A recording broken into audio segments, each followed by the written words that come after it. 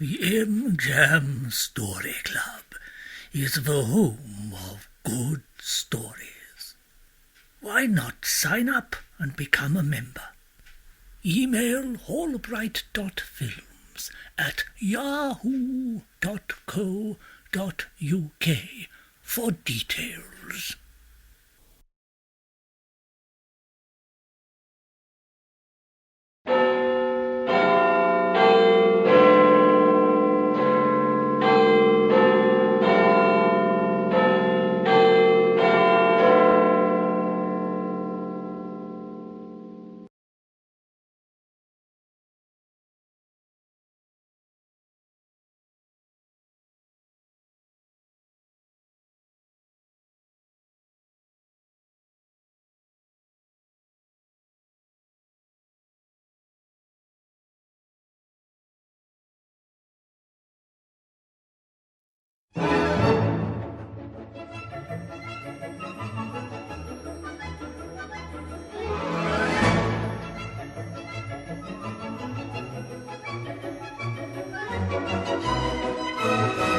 Around the World in 80 Days by Jules Verne.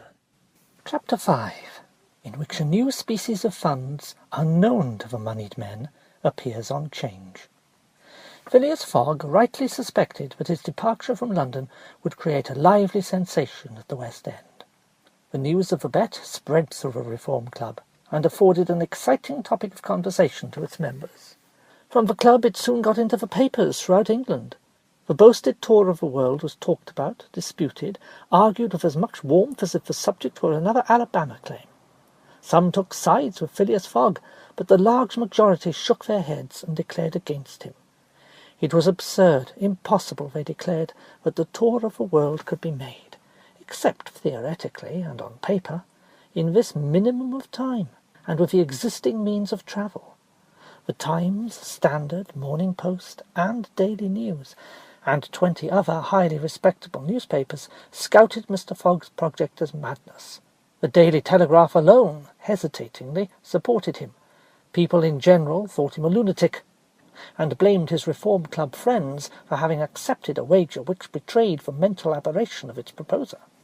Articles no less passionate than logical appeared on the question, for geography is one of the pet subjects of the English, and the columns devoted to Phileas Fogg's venture were eagerly devoured by all classes of readers.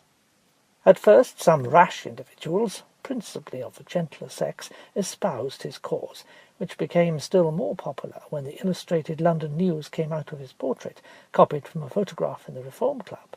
A few readers of the Daily Telegraph even dared to say, "Why not, after all?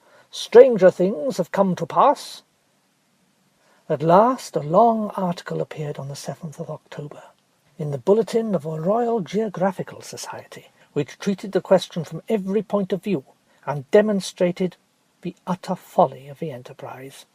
Everything, it said, was against the travellers, every obstacle imposed alike by man and by nature. A miraculous agreement of the times of departure and arrival, which was impossible, was absolutely necessary to its success. He might perhaps reckon on the arrival of trains at the designated hours in Europe, where the distances were relatively moderate, but when he calculated upon crossing India in 3 days and the United States in 7, could he rely, beyond misgiving, upon accomplishing his task? There were accidents to machinery, the liability of trains to run off the line, collisions, bad weather, the blocking up by snow. Were not all these against Phileas Fogg? Would he not find himself, when travelling by steamer in winter, at the mercy of the winds and fogs? Is it uncommon for the best ocean steamers to be 2 or 3 days behind time? But a single delay would suffice to fatally break the chain of communication. Should Phileas Fogg once miss even by an hour a steamer, he would have to wait for the next, and that would irrevocably render his attempt vain. The article made a great deal of noise, and being copied into all the papers, seriously depressed the advocates of the rash tourist. Everyone knows that England is the world of the betting men, who are of a higher class than mere gamblers. To bet is in the English temperament. Not only the members of the Reform, but the general public made heavy wagers for or against Phileas Fogg, who was set down in the betting books as if he were a racehorse. Bonds were issued and made their appearance on 'Change. Phileas Fogg bonds were offered at par or at a premium, and a great business was done in them. But 5 days after the article in the Bulletin of the Geographical Society appeared, the demand began to subside. Phileas Fogg declined. They were offered by packages, at first of 5, then of 10, until at last nobody would take less than 20, or 50, 100. Lord Albemarle, an elderly paralytic gentleman, was now the only advocate of Phileas Fogg left.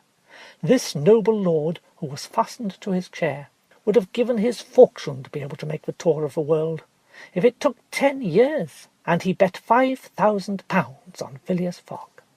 When the folly, as well as the uselessness of the adventure was pointed out to him, he contented himself with replying, "If the thing is feasible, the first to do it ought to be an Englishman." The Fogg party dwindled more and more. Everybody was going against him, and the bets stood 150 and 200 to 1. And a week after his departure, an incident occurred which deprived him of backers at any price. The Commissioner of Police was sitting in his office at 9 o'clock one evening when the following telegraphic dispatch was put into his hands. "Suez to London. Rowan, Commissioner of Police, Scotland Yard. I have found the bank robber Phileas Fogg. Send without delay warrant of arrest to Bombay. Fix. Detective." The effect of this dispatch was instantaneous. The polished gentleman disappeared to give place to the bank robber. His photograph, which was hung with those of the rest of the members at the Reform Club, was minutely examined, and it betrayed, feature by feature, the description of the robber which had been provided to the police. The mysterious habits of Phileas Fogg were recalled, his solitary ways, his sudden departure, and it seemed clear that, in undertaking a tour round the world on the pretext of a wager, he had had no other end in view than to elude the detectives and throw them off his track. End of chapter 5.